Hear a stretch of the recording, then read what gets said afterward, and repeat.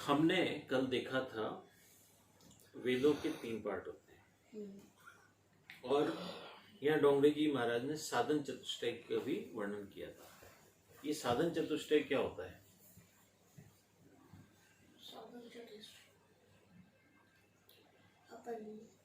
कोई भी व्यक्ति भगवान को प्राप्त करे उसके लिए 4 क्वालिफिकेशन जरूरी है। जैसे आपको डॉक्टर बनने के लिए MBBS करना जरूरी है ना? इंजीनियर बनने के लिए इंजीनियरिंग करना जरूरी है। ऐसे ही भगवान को पाने के लिए साधन चतुष्टय जरूरी है।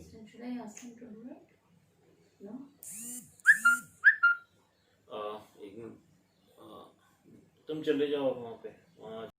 तो साधन चतुष्टय का मतलब होता है वो साधना के 4 स्तंभ जिसके ऊपर चल करके कोई भी व्यक्ति क्या प्राप्त कर सकता है। जिनेश, भगवान को। जिनेश आप बैठ सकते हो क्या?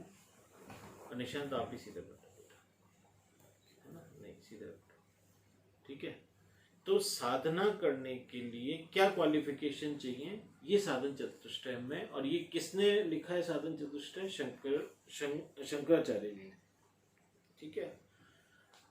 और ये वेदों में वर्णित है। वेद भगवान की श्वास बोले जाते हैं। और साधन चतुष्टय में सबसे पहले व्यक्ति को चाहिए विवेक। विवेक का मतलब क्या होता है? थिंकिंग राइट एंड रॉन्ग के बीच में उनका difference. Discrimination power between right and wrong. Differentiation, ठीक है। डिस्क्रिमिनेट करना, डिफरेंस करना, एक आपको सॉर्ट करना है, लेकिन आपको आइडेंटिफाई करना कि ये चीज मेरे लिए या ये काम हमारे सद्गुणों में आता है और ये हमारे दुर्गुणों में आता है, ठीक है। अच्छा, डिफरेंस भी अगर करना है ना, तो what is permanent, what is not permanent? Permanent is what that stays forever and non-permanent is that. लेकिन हमारे विवेक के अंदर ये प्रज्ञा होनी चाहिए, ये डिस्क्रिमिनेशन पावर होनी चाहिए कि वो परमानेंट को नॉन परमानेंट चीजों से अलग कर सके। क्या परमानेंट है और क्या नॉन परमानेंट है, तो इसको बोलते हैं विवेक। फिर आता है वैराग्य। वैराग्य क्या है?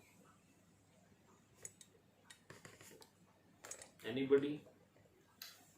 किसी भी चीज के प्रति मोह नहीं रखना, लिमिट में।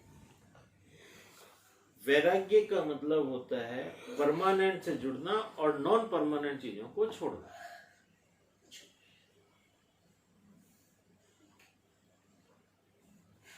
जैसे किसी व्यक्ति को, निशांत को चॉइस दी जाए कि ये जंक फूड है और ये हेल्दी फूड है, और उस समय निशांत कॉन्शियसली जंक फूड को छोड़ करके और हेल्दी फूड को पकड़े, ये वैराग्य है। अगर जंक फूड को पकड़ो तो वो वैराग्य नहीं है, तो उसको बोलेंगे मोह। अच्छा, उसको आसक्ति बोलेंगे। आसक्ति अवगुण है और वैराग्य सद्गुण है। तो जो चीजें नॉन परमानेंट हैं, जो चीजें टेम्पररी हैं, उनको छोड़ना किसके लिए? परमानेंट के लिए। ये वैराग्य। वैराग्य it's a maturity of mind, ठीक है। अब आता है कि हम लोगों ने साधन चतुष्टय में विवेक देखा, वैराग्य देखा, नाउ षट संपत्ति। अब ये जो षट संपत्ति होती है, इसको बोलते हैं क्षमा, दमा, उपरति, तितिक्षा, समाधान और क्षमा, दमा, उपरति, तितिक्षा, सेवा और समाधान। ये 4 जो हमारे 6 षट संपत्ति है। में षट संपत्ति में हमने क्या क्या देखा? क्षमा, दमा, उपरति, तितिक्षा, श्रद्धा और समाधान। क्या क्या है? क्षमा, दमा, प्रति तितिक्षा श्रद्धा और समाधान। क्षमा किसे कहते हैं? माफी देना, क्षम, नॉट क्षमा नहीं है, क्षम, क्षमन करना मतलब अपने इंद्रियों को संयमित करना, ठीक है। दमा, दमन करना मतलब अपने मन को कंट्रोल में करना। ओके। पहला तो ये इंद्री जब विषय की तरफ भागती है, इंद्रियां विषय की तरफ कैसे भागती है कि जैसे गाड़ी का हॉर्न। आप जैसे ही कोई सुंदर वस्तु देखते हो तो आपका मन करता है कि आप उसको देखते ही रहो, ठीक है। फिर कोई म्यूजिक सुनते हो जो आपको अच्छा लगता है तो आपका मन करता है आप देखते ही रहो, हमें सुनते ही रहो। कोई खुशबू आ रही होती है तो आपको ऐसा लगता है कि आप सूंघते ही रहो अच्छी खुशबुओं को। फिर हम सॉफ्ट चीज़ों को टच करना चाहते हैं और हम लोग टेस्टी फूड खाना चाहते हैं जो हमारे रसना को अच्छी लगती है। तो ये जो इंद्रियां हैं, इन इंद्रियों को संयमित करना, उनके विषय सामने है, उनके जो भोग हैं वो सामने है, फिर भी उनको नहीं लेना, ये क्षमा होता है। दमा, माइंड को कंट्रोल करना, माइंड से उनके बारे में चिंतन नहीं करना। खाली बैठे हुए हैं, दिमाग में आ गया ब्रेड पिज्जा खाएंगे, बस फिर मम्मी से शुरू हो गए, मम्मी कब बनाओगी, मम्मी कैसे बनाओगी, मम्मी कहाँ बनाओगी। तो ये जो दिमाग में आ गई और फिर उसके बारे में दिमाग सोचता रहता है, परेशान होता रहता है, उसको कंट्रोल करना। क्षमा, दमा, उप्रति। उप्रति कौन सी क्वालिटी है कि हम अपनी विपरीत परिस्थितियों के अंदर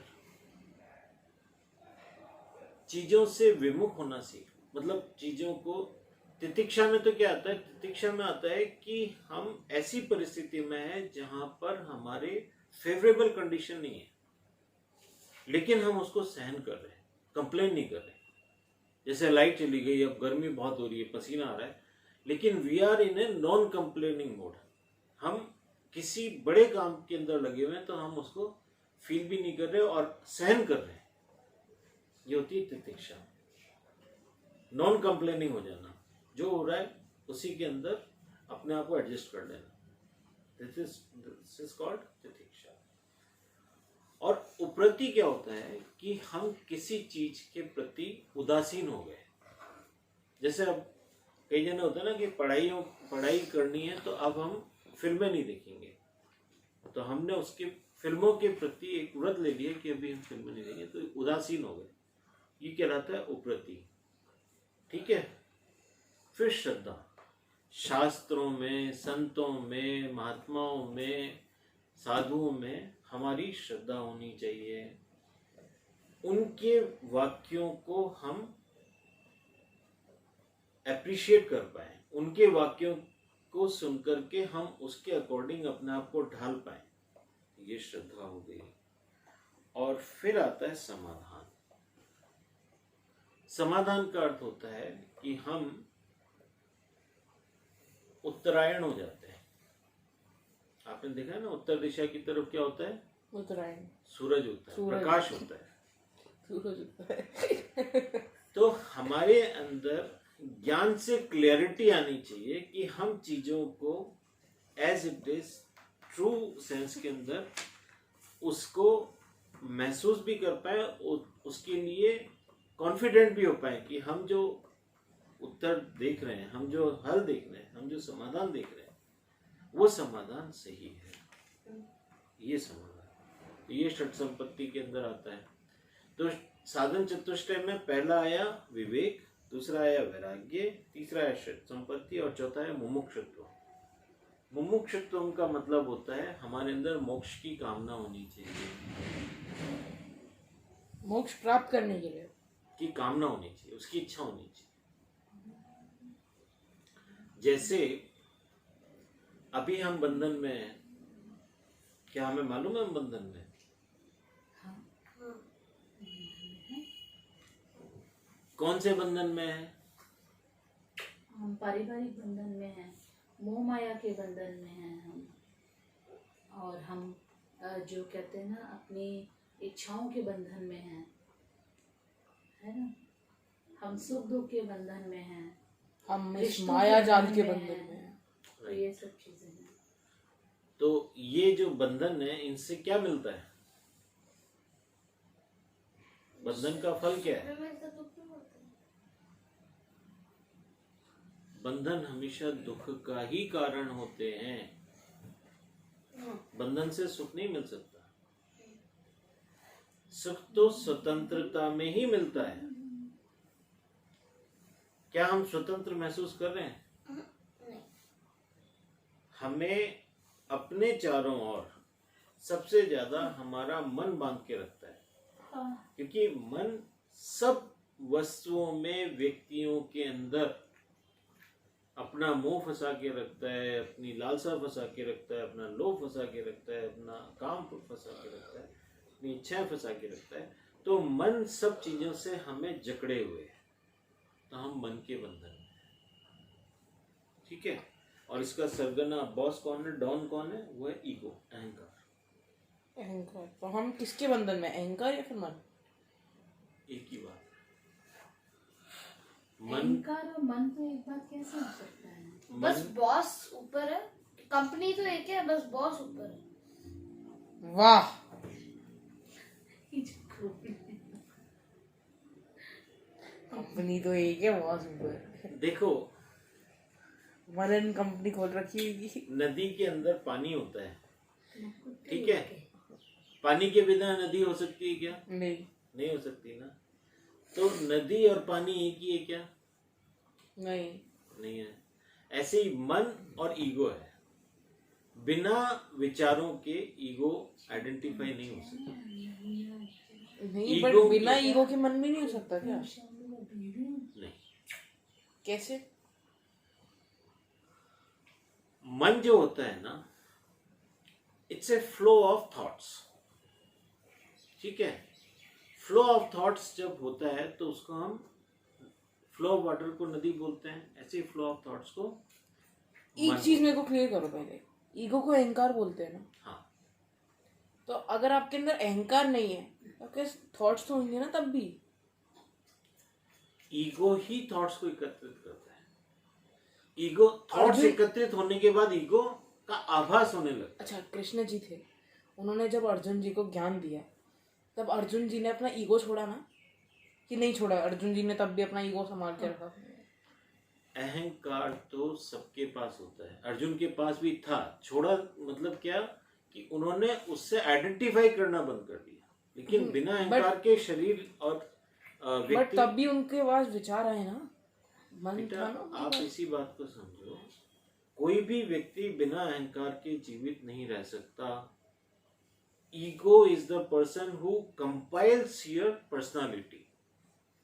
अर्जुन है तो उनके अंदर ईगो है, लेकिन ईगो अगर ईश्वर को समर्पित है, अहंकार अगर ईश्वर को समर्पित है तो वो भक्त ईगो है। लेकिन ईगो अगर राक्षस और अवगुणों को समर्पित है तो वो राक्षस ईगो है।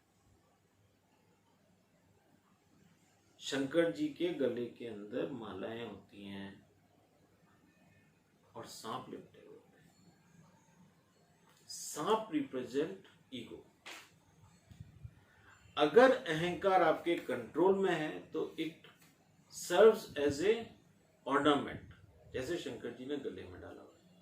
लेकिन सांप अगर कंट्रोल में नहीं है तो it's a poisonous creature, it can bite you, can harm you. ऐसे ही ईगो सबके पास है, लेकिन ईगो अगर भगवान को समर्पित है तो वो आपको सर्व करेगा, आपके लिए एक आभूषण का काम करेगा, आपके व्यक्तित्व में चार चांद लगा देगा। लेकिन अगर आपका अहंकार आपके कंट्रोल में नहीं है और आप अपने अहंकारी भाव से जीवन के अंदर उतरते हैं तो ये ईगो आपको नुकसान पहुंचा सकता है, आपको हार्म कर सकता है। ठीक है, गॉट द पॉइंट? हमारी जब जन्म होता है ना, उस फॉर्मेशन के साथ ही एक अहंकार हमारे अंदर बन जाता है। वो इंडिविजुअलिटी जो हमें एक पर्टिकुलर शरीर से बांधती है, वो इंडिविजुअलिटी एक पर्टिकुलर बुद्धि से बांधती है, वो इंडिविजुअलिटी एक पर्टिकुलर मन से बांधती है, that is called ego. That ego is with everybody. लेकिन ईगो से जो भक्त लोग होते हैं वो आइडेंटिफाई नहीं करते, वो उसके दृष्टा बन जाते हैं, वो खुद को ही देखने लगते हैं, वो खुद को ही थर्ड पार्टी समझने लगते हैं। उदाहरण के लिए रामकृष्ण परमहंस को एक बार बहुत सारे लोगों ने पीट दिया, बस कि ये जो है खाली बैठा रहता है, कुछ करता नहीं है, फलाना ढिकाना करके उनकी मारा। रामकृष्ण परमहंस जब शाम को चौपाल में अपने फ्रेंड्स के बीच में बैठे हुए, क्योंकि वो अपने खुद के दृष्टा बन गए थे, तो उन्होंने बोला आज पता है रामकृष्ण नाम के आदमी को लोगों ने खूब पीटा। वो खुद के लिए बता रहे हैं, लेकिन वो खुद से अलग होके बता रहे हैं। का मतलब उनके अंदर अहंकार के साथ जो तादम्य भाव है वो शून्य हो गया। उन्होंने अपने आप को अपने से ही अलग कर लिया। He is not associate. जैसे मैं बोलूं कि निशांत को किसी ने मारा, ऐसे ही मैं बोलूं सोमेश को किसी ने मारा, अभी मैंने सोमेश से अपने आप को अलग कर लिया। तो ये जो अपने आप के दृष्टा बन जाने का जो हुनर है, जो कला है, इसी को हम ज्ञान बोलते हैं, इसी को हम सेल्फ रियलाइजेशन बोलते हैं। ब्रह्म ज्ञानी ही इस स्टेज तक पहुंच सकते हैं। ये बहुत विलक्षण स्थिति है जब व्यक्ति अपने ही स्वयं के अहंकार का दृष्टा बन जाता है। तो यहाँ पर हमने देखा साधन चतुष्टय, जिसके अंदर विवेक होना चाहिए, क्या सही है, क्या गलत है, क्या परमानेंट है, क्या टेम्पररी है। फिर हमने वैराग्य देखा, परमानेंट को पकड़ना और टेम्पररी को छोड़ना।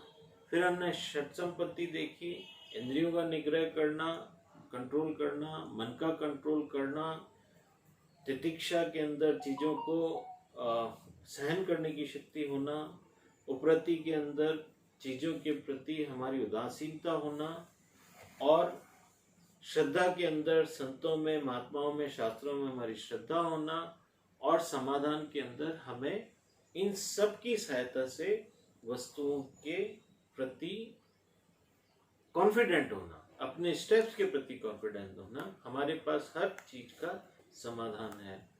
और इसके बाद मुमुक्षुत्व, हमें बंधन से छूटने की इच्छा होनी चाहिए। पहले बंधन का ज्ञान होना चाहिए, फिर बंधन से छूटने की हमारे अंदर चाहत होनी चाहिए।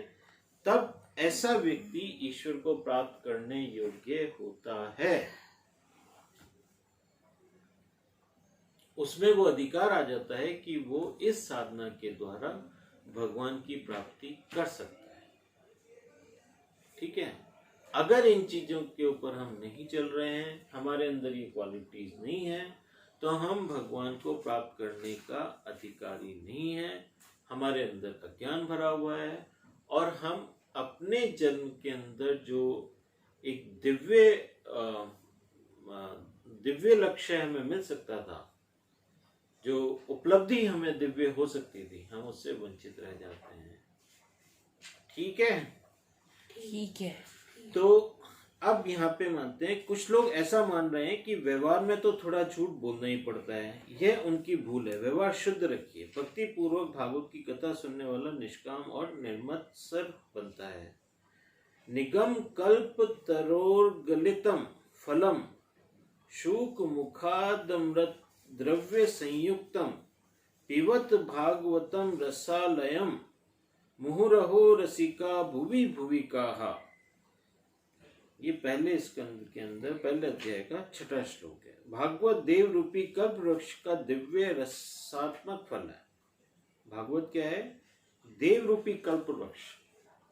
एक कल्प वृक्ष तो पृथ्वी लोक में होता है, और ये देवलोक का कल्प वृक्ष है। इसका रसात्मक फल है। जैसे भूलोक पे जो कल्प वृक्ष है ना, उससे तो हम जो वस्तु मांगेंगे वो हमें मिल जाएगी, लेकिन देवलोक में जो वस्तु निकलेगी वो वस्तु भी दिव्य होगी। तो ये वेद रूपी कल्प वृक्ष का दिव्य भागवत वेद रूपी, देवलोक नहीं, वेदों के अंदर से जो वेदों का कल्प वृक्ष है उससे निकला हुआ एक दिव्य फल है। का मतलब सीधा सीधा ये होता है कि जो भागवतम है इसके अंदर वेदों के सारे सिद्धांत उपस्थित हैं। भागवत पढ़ लिया तो हमने वेद भी पढ़ लिए। तो अब वेदों का रसात्मक फल है भक्ति रस का, प्रेम रस का पान कीजिए। भक्ति प्रेम में मन को निमग्न रखिए, भक्ति में संतोष न रखिए, भक्ति की समाप्ति न कीजिए, हो सके तो भोग की समाप्ति कीजिए। बहुत सुख का भोग न कीजिए, बहुत सुख भोगा पर अनेक बार भोगा पर आज तक शांति नहीं मिली। हम लोग जीवन में जो भोग करते हैं ना, गुलाब जामुन खाएंगे, पिज़्ज़ा खाएंगे और म्यूजिक सुनेंगे, मूवी देखेंगे, ये जो हम भोग प्रवृत्ति, गेम खेलेंगे, ये जो हम भोग प्रवृत्ति करते हैं बहुत बार किया लेकिन उससे संतोष नहीं मिला, बल्कि लोभ पड़ा, और करना चाहते हैं, और करना चाहते हैं। तो आप एक बात बताओ, इंटेलिजेंस इज बेटर और सेटिस्फेक्शन इज बेटर? सेटिस्फेक्शन। ऐसा कोई काम करें जिसको करने के बाद संतुष्टि हो जाए, और उससे भी ऊपर की स्टेज है तृप्ति। तृप्ति जो होती है ना,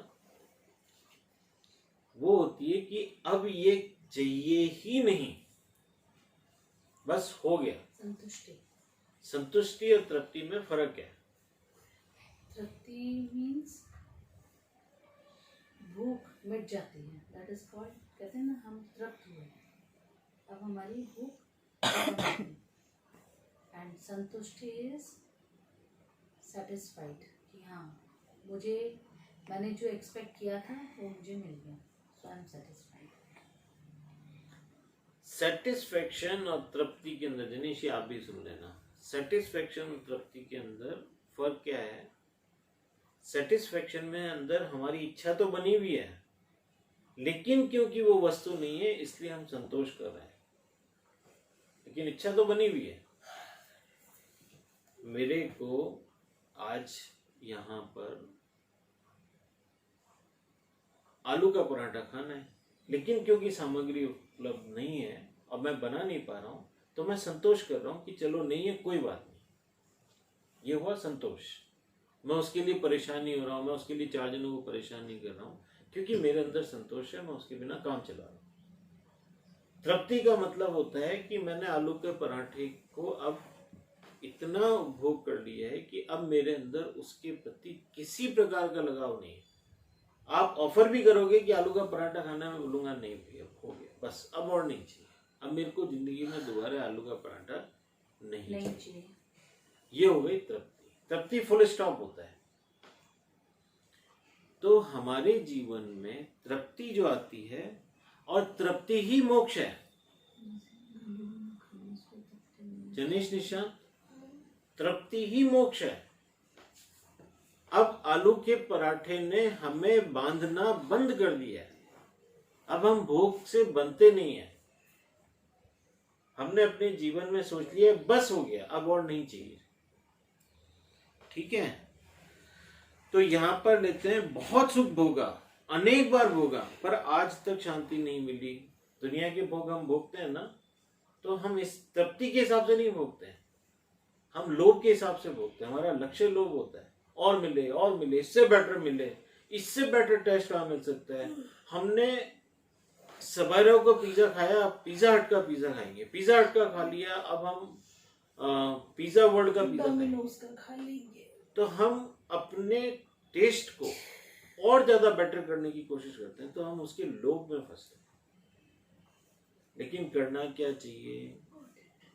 मोक्ष के लिए हमें तृप्ति की तरफ बढ़ना चाहिए कि बस हो गया।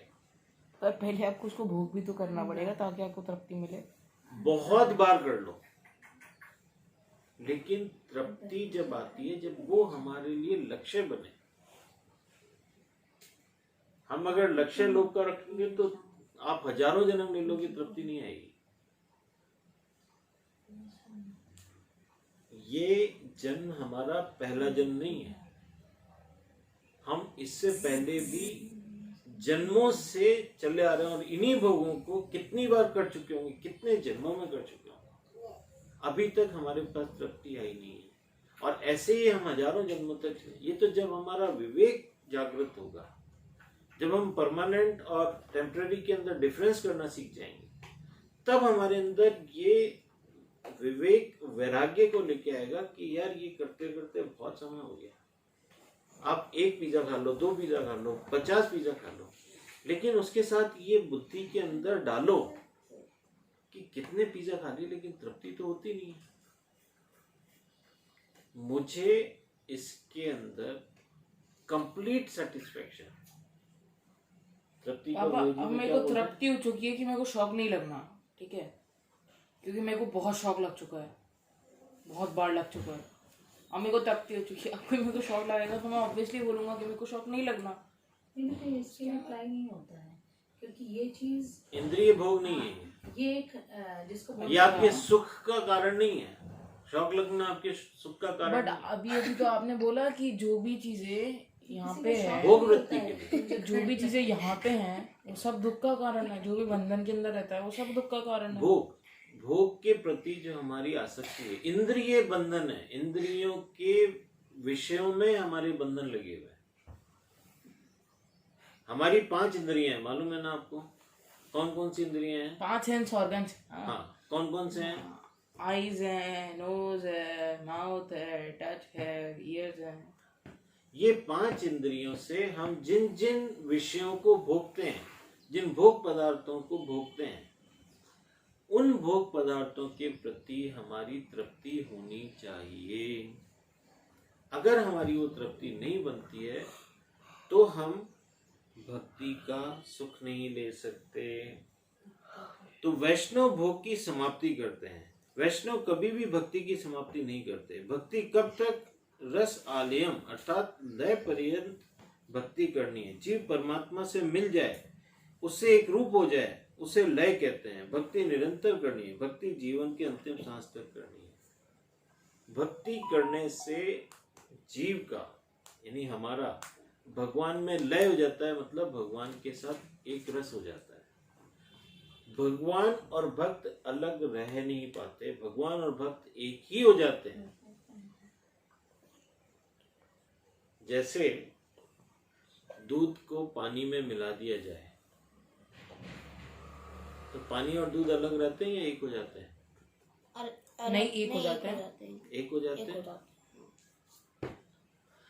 तो फिर आप उनको अलग कर सकते हो क्या? नहीं, हम नहीं कर सकते, लेकिन एक जो पक्षी है वो उसको अभी मैं आप ही की बात कर रहा हूँ। उदाहरण को बहुत खींचना नहीं चाहिए। नहीं, नहीं, उदाहरण किसी चीज को समझाने के लिए दिया जाता है। तो दूध, आधा गिलास दूध लो, आधा गिलास पानी लो, दोनों को मिला दो तो एक रस हो गए, ठीक है। इसी प्रकार भगवान और भक्त को मिलाते हैं तो वो लय होने के बाद उनको सेपरेट नहीं किया जा सकता। वो एक हो जाते हैं। भगवान में भक्त नजर आते हैं और भक्त में भगवान नजर आते हैं। हाँ, लाली मेरे लाल की जिद देखूं तित लाल, लाली ढूंढन मैं गई, लाली देखन मैं गई, मैं भी हो गई लाल। तो जो व्यक्ति ईश्वर को ढूंढता है वो ईश्वर रूप हो जाता है, ईश्वर में समा जाता है, ईश्वर स्वरूप हो जाता है। इसीलिए हमारे यहाँ जो महात्मा लोग होते हैं, जो संत लोग होते हैं, जो आत्मज्ञानी हो गए, उनको हम भगवान की तरह पूछते हैं क्योंकि वो भगवान रूप ही हो जाते हैं। गुरु नानक देव को कैसे पूछते हैं लोग? भगवान के रूप में, भगवान की तरह। महात्मा बुद्ध को कैसे पूछते हैं लोग? भगवान के रूप में। भगवान की तरह पूछते हैं। इंसान थे, ठीक है। इसी प्रकार से जब हम रमन महर्षि की तरफ देखते हैं, जब हम रामकृष्ण परमहंस की तरफ देखते हैं, जब हम हमारे गुरुदेव स्वामी चिन्मयानंद जी की तरफ देखते हैं, तो हम इसी चीज को महसूस करते हैं कि उन्होंने अपनी साधना से स्वयं को ईश्वर रूप बना लिया, ईश्वर में लय हो गए, और अब हमें उनके अंदर ईश्वर के ही दर्शन होते हैं। और भक्ति प्राप्त कर लिया। बोलिए सियावर रामचंद्र भगवान भगवान की की जय। जय।